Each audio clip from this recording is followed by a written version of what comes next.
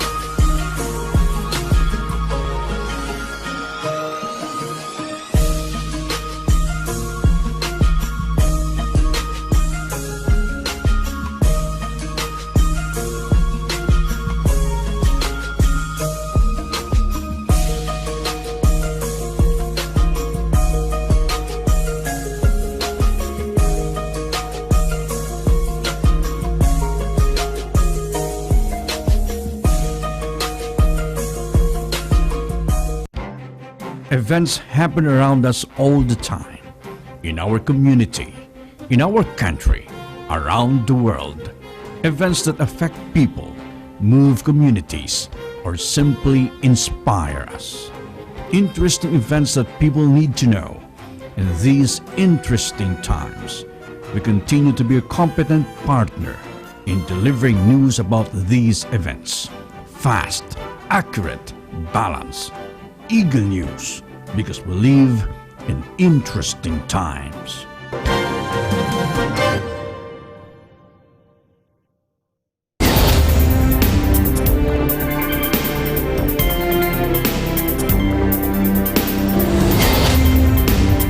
Iba't iba ang reaksyon ng mga residente sa Hong Kong sa mga lumabas na report na pinaplano umano ng Beijing na palitan si Chief Executive Carrie Lam.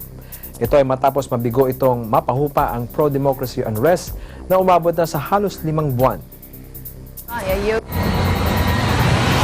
我覺得其實如果 replace 咗 Carrie Lam 唔係真係完全可以解決到嘅問題咯。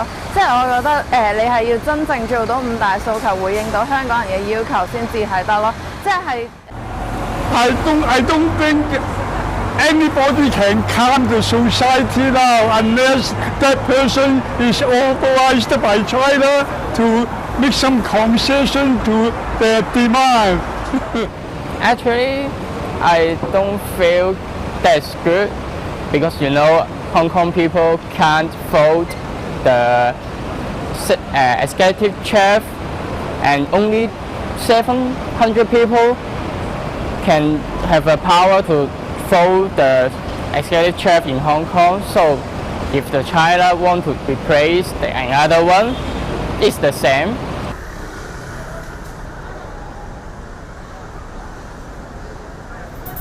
Humingi na ang Taiwan ng tulong sa Hong Kong para maaresto ang isang murder suspect na maibalik sa kanilang teritoryo para harapin ang kasong pagpatay sa kanilang kasintahan. Una rito, inanunsyo ng Taipei na responsibilidad ng Hong Kong na isailalim sa paglilitis ang suspect. Ito ay nakilala na si Chan Tong-kai, 20 years old, na wanted sa Taiwan dahil sa kasong pagpatay sa kanyang buntis na kasintahan. Ito ay tumakas patungong Hong Kong kaya't nabigo ang Taiwanese police na siya ay arestuhin dahil walang umiiral na extradition sa pagitan ng dalawang teritoryo. Sinabi ni Chu Cheng, spokesman ng Mainland Affairs Council o MAC, na hinihintay pa ng Taipei ang sagot ng Hong Kong sa kanilang kahilingan. Si Chan ay kasulukuyan namang nakakulong sa Hong Kong matapos siyang makonvict sa pagnanakaw ng gamit ng kanyang girlfriend. Sinabi naman ng Hong Kong government na kung kusang isusuko ni Chan ang kanyang sarili sa Taiwan, ay hindi na nangangailangan ng judicial assistance deal.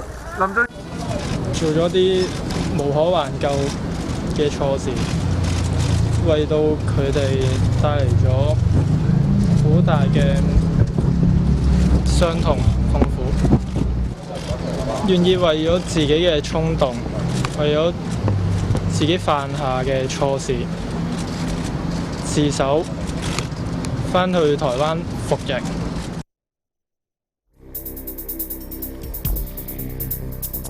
Umabot na sa 15 ang death toll sa nagpapatuloy na marahas na kilos protesta sa Chile. Ayon kay Deputy Interior Minister Rodrigo Uybila, 11 sa mga fatalities ay mula sa Santiago region. Ang mga ito anya ay nasangkot sa looting at arson, target ang mga shopping centers. Patul naman sa mga nasawi sa labas ng capital ay namatay sa mga kaso ng pamamaril. Magugunit ang nag-ugat ang kilos protesta sa panukalang itaas ang metro ng fares. Metro fares.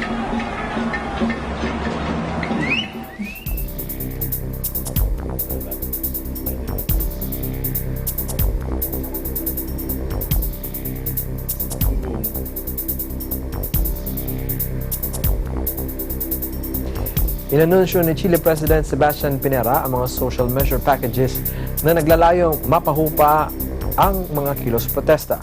Nangako si President Pinera na tataasan niya ang Universal Basic Pension ng 20% at ipahihinto ang tariffs sa elektrisidad. Inilatag din niya ang isang panukalang batas na ang Estado ang sasagot sa mga expensive medical treatment.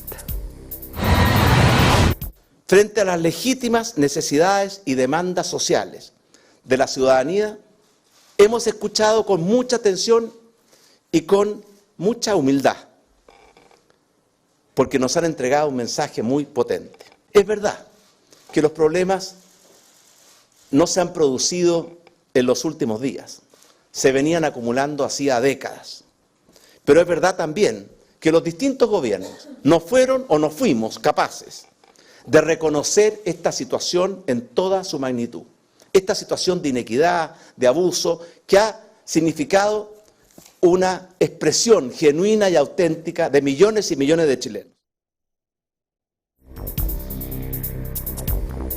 Nagpapatuloy pa rin ang mararahas na kilos protesta sa mga lansangan ng Santiago, Chile.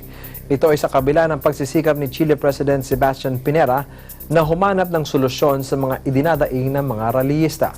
Lalo pang nadadagdagan ang bilang ng mga nasugatan dahil sa mga kaguluhan. Esto ya no tenía vuelta.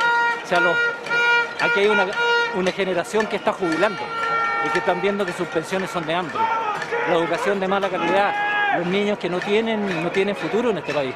Y la gente perdió el miedo. Vio que hubo gente que imposible el diálogo, imposible que él acepte que ese enemigo poderoso y oculto no es más que la gente en las calles pidiendo igualdad de derechos. No te estoy pidiendo que me regales nada, el argumento del trabajo se les cayó hace mucho.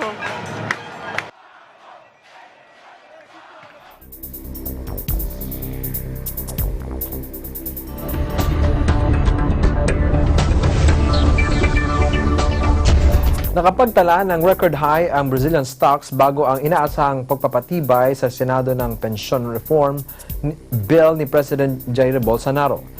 Nagsara ang Brazil benchmark Bovespa Index sa 107,381.1 points. Mas mataas ito ng 1.28% sa nakalipas na araw. Sa panukalang Pension Reform Bill, magkakaroon ng bagong minimum retirement age at itataas ang contributions ng mas mahabang panahon.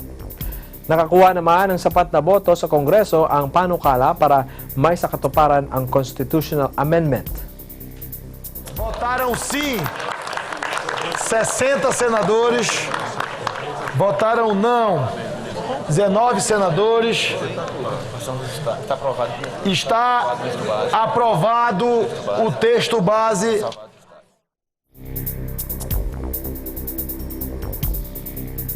Inihayag ng Qatar na magpapatupad sila ng major expansion sa kanilang Hamad International Airport.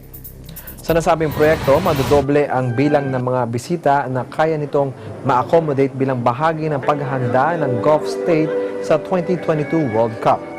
Ang first phase ng expansion ay sisimulan sa susunod na taon at inaasahang makukumpleto sa loob ng 2 taon. Target ng Qatar na mapalaki ang capacity ng airport mula sa dating 35 million ay makakaya nitong tumanggap ng 53 million passengers annually. Ang ikalawang second phase ay inaasahang makukumpleto sa 2022 at makakaya na nitong mag-accommodate ng 60 million passengers kada taon.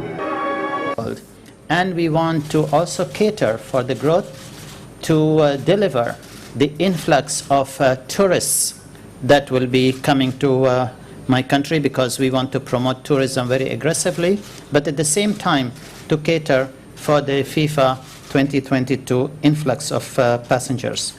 The overview of the expansion is to transform the airport into a destination in its own right. We want people to come, not only to transfer at Hamad International, but to spend time at the airport. Value for our money.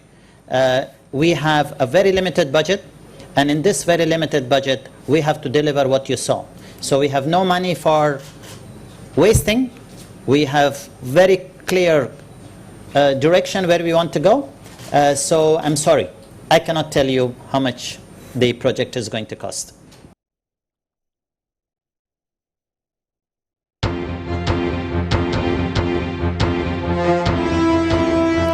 Ipagbabawal na ng Thailand ang paggamit ng glyphosate at dalawang pang controversial pesticides sa kabila ng pagtutol ng mga magsasaka. Sa kasalukuyan ay 40% ng populasyon ng Thailand ay nasa agriculture sector. Ang Southeast Asian country na ito ay isa sa world's leading rice and sugar exporters. Isa rin ito sa pinakamalaking consumer ng pesticides na ipinagbabawal at na-phase out na sa iba pang mga bansa dahil sa epekto sa kalusugan.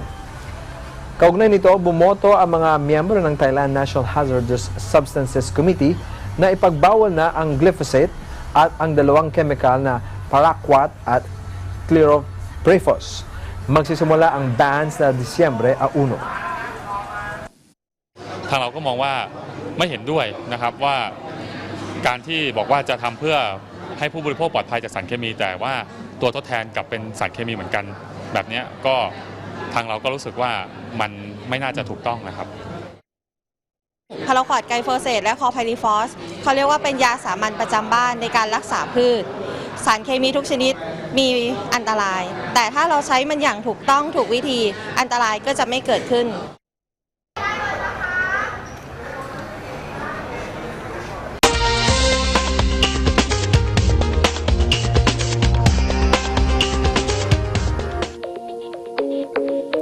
Nagsagawa ang Iglesia ni Cristo ng serye ng mga cleanup drive sa iba't ibang bahagi ng Thailand.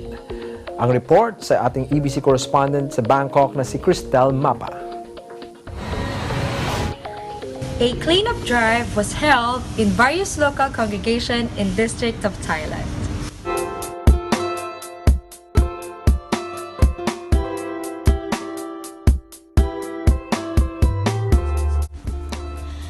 Thailand is known for its beautiful beaches, but plastic pollution in coastlines has been a known problem too.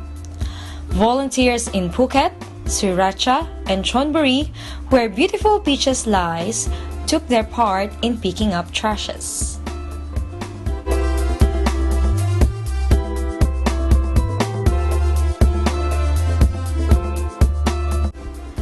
While in Phnom Penh, Cambodia, volunteers clean up the surrounding of the royal palace and in the banks of Mekong River, which is known as the 12th longest river in the world.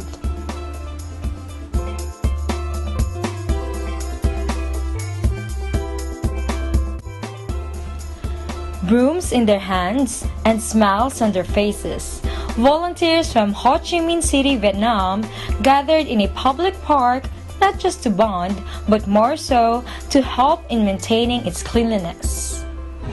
So how did you feel about joining this activity? This activity actually made us happy. We overseas Filipino workers here in Vietnam. We all know that we are very hardworking here, that we do not have just one employer. Some of us have multiple employers, like 5 or 6, that every week we are so busy. So this day has been beneficial for us.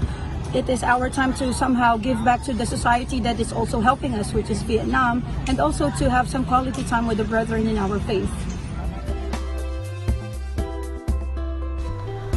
Volunteers in Metro Bangkok area, adults and children help one another.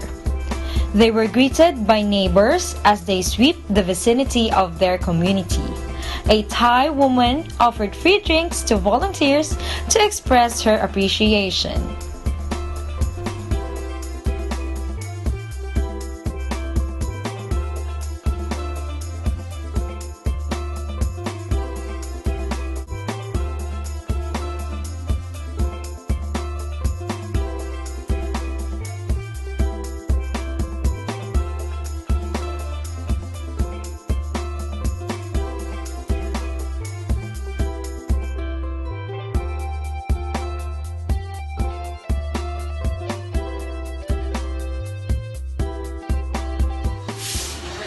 This kind of activity shows how members of Iglesia Ni Cristo gives back to the community.